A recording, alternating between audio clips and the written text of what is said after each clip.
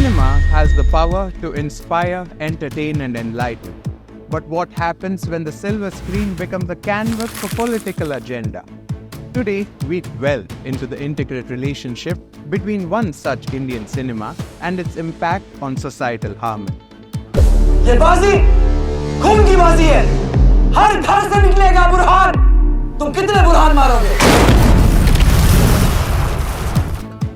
A few months ahead of the general elections, which is due in May, the BJP's Article 370 movie is the perfect example of how a political party can fabricate history to suit their political propaganda.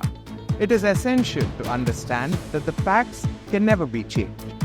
And this video makes an attempt to understand those real facts, which are either forgotten or deliberately not shown by the movie maker.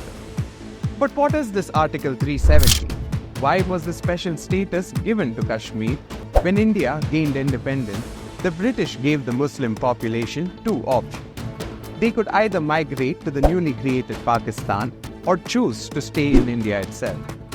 With respect to the princely states, the British gave them an option to remain independent or be a part of any newly formed country based on their geographical location.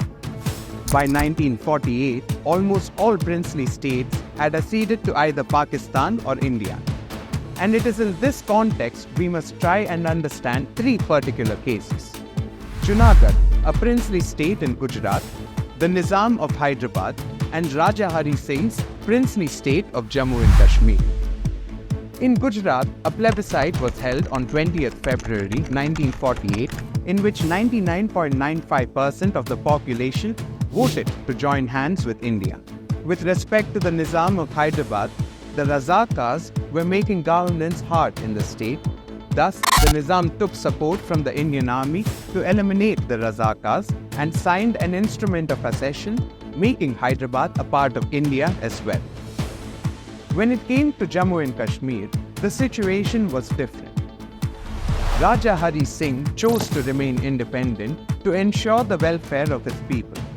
Soon after independence, troops from Pakistan were infiltrating parts of Jammu and Kashmir. The Indian government promised the Maharaja military assistance, but only after he signed the instrument of accession. It was at this point in time that the people of Jammu and Kashmir were given the special status under Article 370, a move that helped to protect the social and economic rights of the people at that time. What was the special status? What powers did Jammu and Kashmir enjoy from the rest of India? The special status gave the state certain amount of autonomy, a separate flag, freedom to make laws relating to permanent residency, ownership of property, and fundamental rights. However, foreign affairs, defense, and communication remained in the preserve of the central government. Moreover, the BJP claimed that the Congress had allowed two prime ministers to rule India. Perhaps they seem to have forgotten that India, till 1950, had far more than two prime ministers.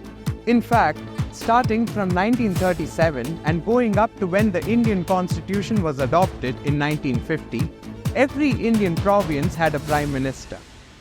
However, it was Pandit Nehru who made further negotiations with Jammu and Kashmir, and in 1965, the State Assembly changed the title of PM to Chief Minister.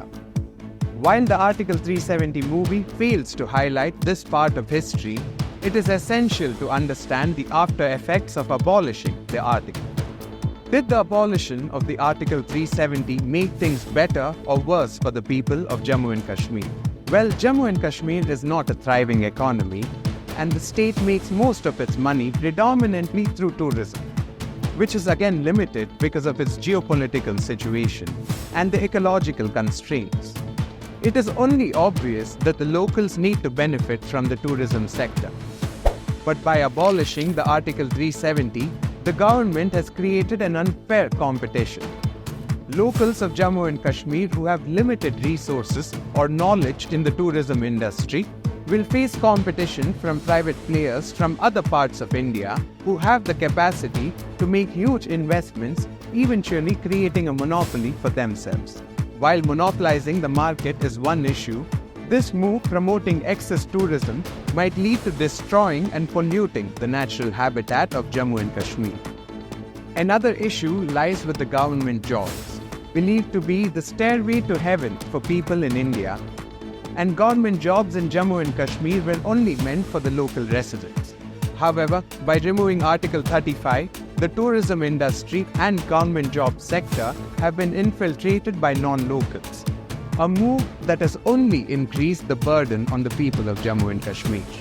According to the BJP, Article 370 and 35A were the reasons why democracy was never fully implemented, corruption increased in the state, and no development could take place.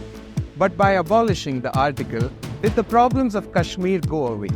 Even the local Buddhist minorities, who initially welcomed the move, have today felt betrayed and fear losing their land and jobs in the Himalayan area. Any educated person will realize that the abolition of Article 370 had no benefit to the people of J&K. It is one of the oldest ideological projects of the RSS, and the validation by our Honorable Supreme Court is nothing but a big boost for the Hindu nationalist Bharatiya Janata Party.